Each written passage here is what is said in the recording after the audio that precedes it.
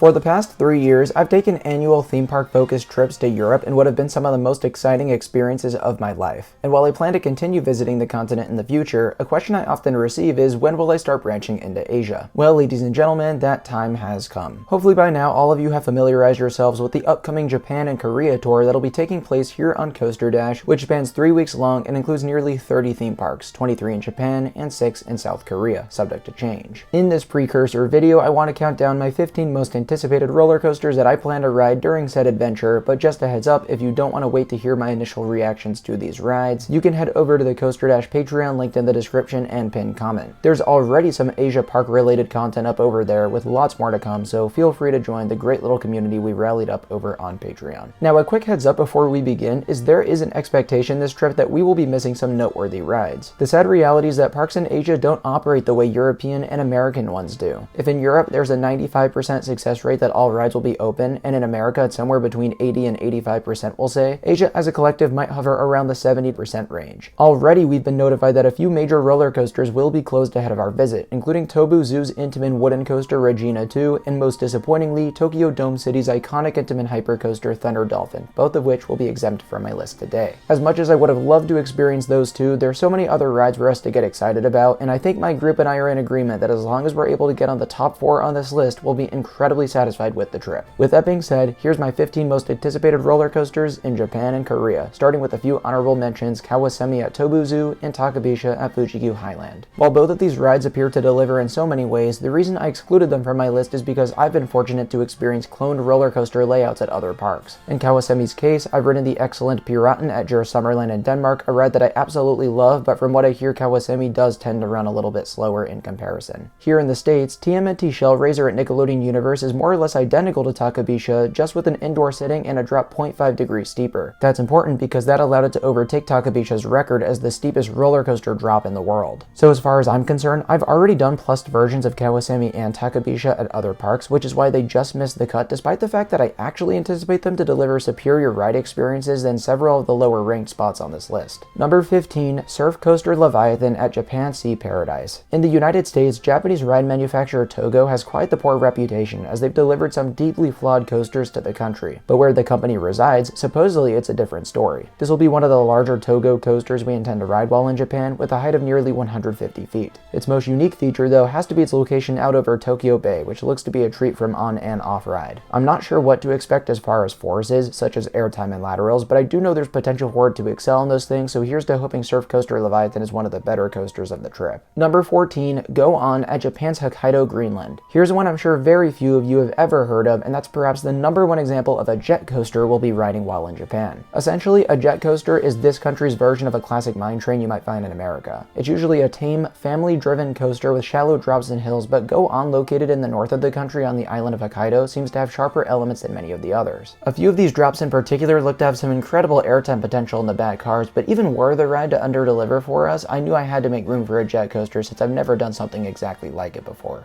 Number 13, Bandit at Japan's Yomiuriland. One of the country's most iconic roller coasters, Bandit at one point was the world's fastest when it opened in 1988. It travels at speeds of nearly 70 miles per hour thanks to its large size made possible by the hilly terrain of the area. Despite its already impressive height of 167 feet, Bandit's location gives it an elevation of more than 250 feet, and that I'm sure will be quite terrifying. You also have a track length of over 5,000 feet, meaning it's sure to deliver one of the longest coaster rides in Japan. To make matters even more interesting, this was constructed once again by Togo, and this was one of the biggest coasters they ever built. It'll actually be the first large-scale Togo we ride on the trip, and for that alone, plus its incredible stats, Bandit fascinates me in so many ways. Number 12, Jupiter at Japan's Kishimokogen. Especially because we now know Regina 2 will be closed at Tobu Zoo, Jupiter is such a bucket list coaster for us. This is similarly one of the few OG Intamin wooden coasters opening in the south of Japan in 1992. A lot of people don't seem to realize that this is one of the largest wooden roller coasters on Earth, and certainly the largest in Japan. It's got a max height of 138 feet, and most impressive, a track length exceeding 5,200 feet, making it the longest coaster we've talked about so far. It's basically the sole reason we're traveling to the island of Kyushu, and I think it'll be worth it. This ride looks so awesome. Number 11, Skull and Hattie at Korea's Jeonju World. Acclaimed ride manufacturer Rocky Mountain Construction has found heaps of success here in the States, and even Europe to a lesser extent, but over in Asia, this was just their second ever coaster, making its debut in 2024. While I have experienced this layout at other parks before, this is such an incredible ride that it simply did not matter. It had to make my list. Skull and Hattie is the first single rail coaster in Asia, which is a unique sensation where you ride single file and straddle the center of the track. It's got a short layout with just a few airtime moments and inversions, but those air pops are out of this world and the inversions are also solid. I fully expect this to be the second best roller coaster we ride in Korea and one of the very best on the trip. Number 10, Big Boom at Japan's Nasu Highland Park. Another oddity you'll see in Asia are roller coasters built by the company Meisho. We'll be trying a couple on this trip, and Big Boom is by far and away the one I'm most looking forward to. It's the headlining attraction at a park we otherwise would not be visiting. We're devoting quite a bit of effort to reaching Nasu Highland, but if what I hear about this ride is true, we'll be glad we came. Big Boom's drop isn't particularly big, but has an angle of descent posted at 75 degrees, and many say it's one of the punchiest first drops out there when in the back cars. Following this are a few shallower drops and a unique circle-shaped loop, but you really seek this thing out for the drop, and that's why it's up in the top 10. Number 9, Atlantis Adventure at Korea's Lotte World. I'm a sucker for a good Intamin coaster, especially when it's extremely unorthodox. Well, Atlantis Adventure happens to be the only Aqua Tracks model ever built by them, essentially a type of water coaster, but also not really. Correct me if I'm wrong, but I don't think you actually get wet on this ride. It's more for show and theming. But what I find more fascinating is the fact that this is a family coaster with an extremely fast-paced launch, another launch that acts as a lift hill, and a steep final plunge. So many intriguing elements, and I've heard nothing but good reviews. Number 8, Ultra Twister at Japan's Risutsu Resort. I could have had any of the Ultra Twisters on here, but I chose this one at Risutsu Resort because it's the only existing one with a modified layout. Rather than the few others we plan to ride that take you through a heartline roll and then send you backwards through a few more, this one keeps riders in the forwards direction by utilizing a dive loop as the turnaround mechanism. But it's the finale that really elevates this one for me, as you have a disorienting blitz of rolls that may very well be some of the quickest paced inversions ever built on a coaster. The Ultra Twister already was exclusive to Japan, and I'm sure you can understand pretty easily what makes it so unique, but the fact that you have an even more interesting iteration up on the island of Hokkaido is just so cool, and I can't wait to ride it. Number 7, Steel Dragon 2000 at Japan's Nagashima Spa Land. During the coaster wars from the late 1980s to the early 2000s, parks everywhere were trying to topple each other's records by building the tallest, fastest, and longest roller coasters in the world. The most iconic ride to ever open during this era had to be Cedar Point's Millennium Force, which became the world's first giga coaster, meaning it would stand somewhere between 300 and 399 feet in height. Many people couldn't believe such a coaster was built, and then Steel Dragon 2000 made its debut at Nagashima Spa Land and would somehow be even taller. Not only that, but at a track length exceeding 8,000 feet, it was and still is the longest roller coaster in the world, at least until Falcon's Flight opens. These stats alone are simply unbelievable and warrant a high spot on this list. I don't think there's any arguing that. Number 6, Pyrenees at Japan's Parc España. Located at a remote Spanish-themed park, Pyrenees is their signature coaster and considered by many to be one of the world's best inverted roller coasters. This is a style of ride where the cars are positioned underneath the track, flipping through twists, turns, and inversions. For fans of Six Flags Batman the Ride, Pyrenees is often described as a supersized iteration that retains the same intensity. I fully expect my vision to get all fuzzy and for the train to be ripping through elements as it makes its way around the course, and that to me just sounds right up my alley. Number 5, Fujiyama at Japan's Fuji-Q Highland. Perhaps the country's most iconic coaster park, Fuji-Q Highland has a long history of breaking records, and when Fujiyama opened in 1996, it was in fact the tallest roller coaster in the world. It stands 260 feet tall, and one of the most unbelievable things about this ride to me is its track length of 6,700 feet, making it a top 5 longest coaster still operating today. It's also the largest roller coaster ever built by Togo, and while it's got some bite to it, I generally hear it's pretty smooth. With so much going for it, including a mesmerizing top speed and some quirky elements in the second half, Fujiyama seems like such a cool and unique coaster. Number 4, Flying Dinosaur at Universal Studios Japan. While the Disney and Universal parks this trip are some of our most anticipated, they aren't at all coaster heavy with the exception of Flying Dinosaur. This is Bolliger & Mabillard's most extreme flying coaster layout, essentially meaning you're under the track like an invert but are also tilted into a prone position where you're forced to face straight down at the ground. This has the steepest flying coaster drop ever built, a demented 540-degree twist into a pretzel loop, a full-size pretzel loop, and some forceful helices to end out the ride. I've always been a fan of this model, but I can't help but admit that flyers have all started to blend together for me. But I know for a fact this will be different, and that makes me incredibly excited. Number 3, Hakuge at Japan's Nagashima Spa Land. Right off the bat, don't be surprised if this becomes my favorite roller coaster in Japan, because it is a highlight reel of everything Rocky Mountain Construction does best. This is the only hybrid coaster conversion they've done in Asia, meaning they took an old, outdated Woody and renovated it into something smooth and exciting. They upgraded this layout to the point of absurdity, with some of the most airtime on any coaster and 3 sweet inversions. The pacing of this ride, particularly in the warm summer months when we're going, is relentless. It makes me incredibly eager to see how it stacks up with my other favorite RMCs. Number 2, T-Express at Korea's Everland. Intamin is well known for their monstrous steel coasters, but less so for their wooden coasters. But they did introduce the prefab model where they built up laser-precise track segments and put them together like a Lego set, ensuring a smoother and more intense wooden roller coaster. Due to excessive maintenance costs though, only 4 were ever built, and T-Express happens to be the last of these I need to get on before I have completion. And according to many, this is the best ride of its kind out there, even exceeding the award-winning El Toro at Six Flags Great Adventure. It begins with an incredibly steep angle of descent, a sharp camelback hill, and a rapid-fire sequence of turns, perhaps the best stretch of any prefabricated wooden coaster. Then you hit a mid-course brake run, and I kid you not, it's the whole of Balder at Liseberg, just taken at a faster clip. I already love Balder and consider it a nearly elite coaster, so that being one half of this ride sounds phenomenal to me. There's so much intrigue surrounding this ride considering so few enthusiasts get out to Korea to experience it, but it's easily my most anticipated attraction in the country, and I think it even has potential to be the best ride of the trip. But coming in at number 1 is Ejinaika at Japan's Fuji-Q Highland. I have spent most of my life riding Six Flags Magic Mountain's X2, the world's first fourth dimension coaster where you sit on the outside of the track and your seats rotate throughout the layout. It's the very ride that put the most legendary roller coaster manufacturer ever, Aerodynamics, out of business, and that's because the world had never seen anything like it before. Well, after they went bankrupt, SNS Worldwide were able to acquire their assets and expand on the fourth dimension model with Ejinaika at Fuji-Q Highland. This takes any dull spot on X2 and replaces it with something fresh and exciting, and it also takes X2's craziest moments and makes them even more insane. You thought its 175-foot max height was intimidating? Well, here's an additional 75 feet put on top of that. Where its crazy rotations pushing your limits, on Ejinaika, seat rotations plus track rotations total to 14 inversions. Like, are you joking? All of this while the ride is supposedly much smoother and more comfortable. It really sounds like it fixes any and all issues one could have with X2. So it's for that reason that it's my most anticipated roller coaster on this upcoming tour to Japan and South Korea, and honestly, it's not even that close. Though let me know if there's anything I missed or should be more excited about. Especially if you've been to either of these two countries, I hope to hear about your experiences on their coasters. Be sure to give this video a like if you enjoyed it, and subscribe to Coaster Dash for more content like this in the future. And with that all being said, I'll see you then.